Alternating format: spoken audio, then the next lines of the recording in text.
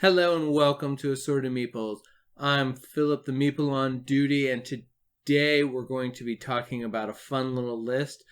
As you can see from the title of this video and probably the thumbnail, I'm doing a 10x10 or a 10 up challenge for solo games this year. Now, this will be a first for me. I've been dabbling with solo play, and it just makes sense because honestly Heather's so busy that if I want to get a lot of games in, I will have to play them by myself. But I do plan on doing a 10x10 with solo, a 10x10 with Heather, and a 10x10. I'm going to try and make a 10x10 for the whole family and see how that works out. I've got a lot of good games, and I want to get more gameplays in and really kind of start focusing on that over anything else. So, getting right into it, I have my whole professional list here. This was actually pretty easy to make for me anyways. Do I have a way to set this up digitally? I don't know. I can't make any promises like that. But I made this one because I'm much more, if I have it right in front of me, I will fill it out rather than if I don't. So, and I'll remember to play if it's in front of me. So, I'm going to just start on these. Now, these 10 games are not in any particular order, and they are all somewhere on this shelf behind me, and I will point to them once I get there. So, first one, Marvel United. It is this chonkers right here. And then up there, all of it. I have everything that has been released except for 2 characters because screw you, Simon, and your promotional decks that you release only at board game conventions. Yeah, I said it. I don't care. Simon has dirty, terrible practices that I don't approve of, but I have to give it to him. They make some really good, fun games. Anyways, that's neither here nor there, and I'm already sidetracked and running again. So, welcome to the ride. If you like my random shenanigans as my brain goes off into left field and chases every bunny trail I can get a hold of, hit that like, hit that subscribe button down below. Also, if you're a big solo gamer, if you're doing a 10x10, let me know. Maybe put the 10 games down there below so I can see what other people are playing and what other really good solo games are out there. Not that I will be purchasing a lot of games because last couple of years I went a little crazy. I need to just kind of like ratchet it back already. But we'll see. So, next up is Villainous. Now, I have the Disney version of Villainous, which is all the expansions are right here. I love these 3-pack boxes. They're really great. And I have the base game box over here. They're not together because they're different sizes.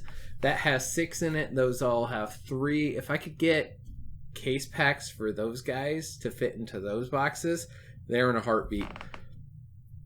Villainous is a great game. I honestly think it's better solo or at 2-player count than even higher player counts. I don't know if I've played it that way, but even with just me and Heather, it takes so long with downtime that I'm just like, I couldn't see this as a like 4 or 5 player game. But you can play up to, I think it's 4 to 6. I like the Marvel, or I have the Disney Villainous because I'm a big Disney nerd. I enjoy all the movies and the animation. I am a bit of an animation snob, so yeah. That being said, it's all original artwork for the games, villains, and it plays really great. The solo mode itself, while it takes just a minute to get used to, is actually pretty darn great. Next up is Bullet. Bullet is right here. This is by Level 99 Games. I want all their games. I don't have all the money their games require, and they're like, sorry, I look at Imperial Steam and Spell and Steam, their train game, and I want that so badly. I just don't have the money to give it to them, to get it to be shipped to me. Unless level 99 you're watching, and then please send me a copy of the game. Like, the other problem is it's not the game itself.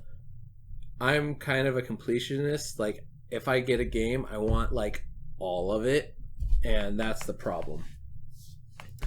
But Bullet is a great game where you're trying to avoid taking damage while passing that damage to the next person, and you go until only one person's standing. The solo mode, you pick a boss and you do the same thing, where you're trying to survive as long as you can, or until you defeat the boss that you're battling against. I have read the rules. I have not got that one to the table yet, either solo or against Heather, but I am very much looking forward to getting plays of that. So I've got that down for 10 plays this year. Should be really great fun. I'm not sure. I probably won't start with it in the timed one. I'll work my way up to there. Next up is Skyline Express here. I will actually pull this one off the table and show its cover, because this game needs more attention. Because Thistro Games makes really great games. This game, when me and Heather played it, went from like, oh, cutesy puzzle, to like, why did I sign up for this puzzle? And I say that not in a bad way. This wasn't one where I just hurt and I didn't have fun. I had fun the whole time I was playing it. It was more than I was expecting in a very good way. It's just a puzzle as you try and piece together getting the most points depending on what passengers come up and what combinations score. Next on my list is Undaunted by Osprey Games. I have Normandy, I have North Africa, and I have the reinforcements pack for those two.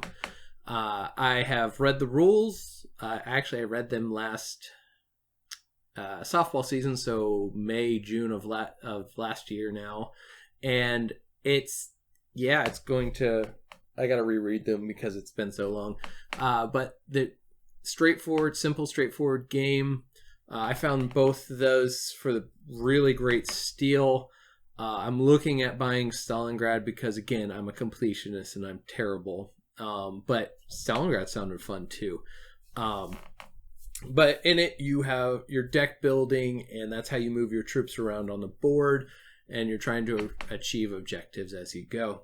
It's for 2 players, but there is a solo mode campaign as well.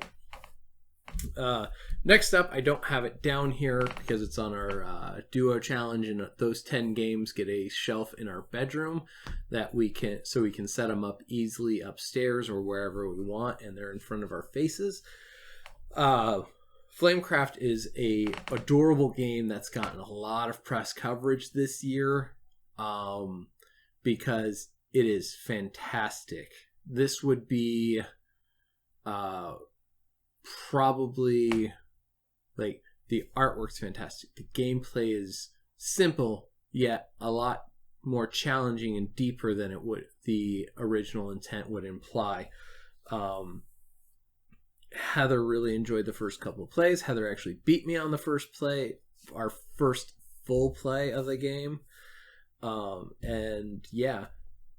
So I look forward to getting plays of that solo. I've heard the solo mode is really good too, so I'm looking forward to getting not only plays in with Heather, but plays in by myself to really test it and see how great and how much depth is to this game. Carcassonne is next. That's on the 2x2, so it's upstairs as well, and I can't point to it on the box or on the shelf behind me.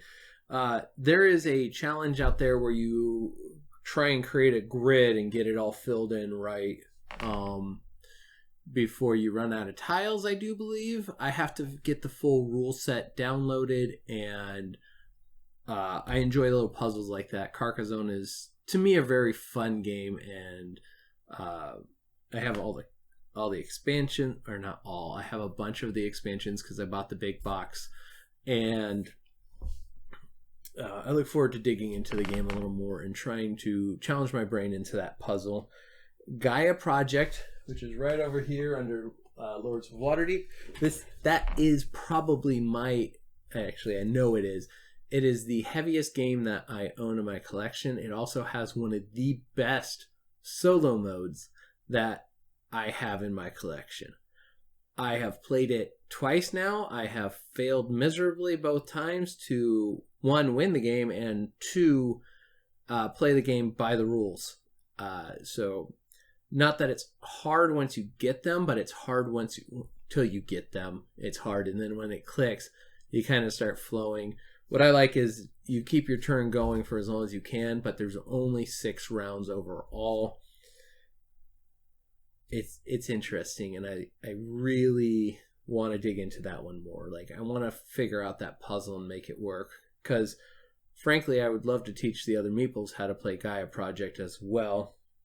Stardew Valley, which is right up here. This is a fabulous transition from a video game into a board game while keeping the feel of the game intact.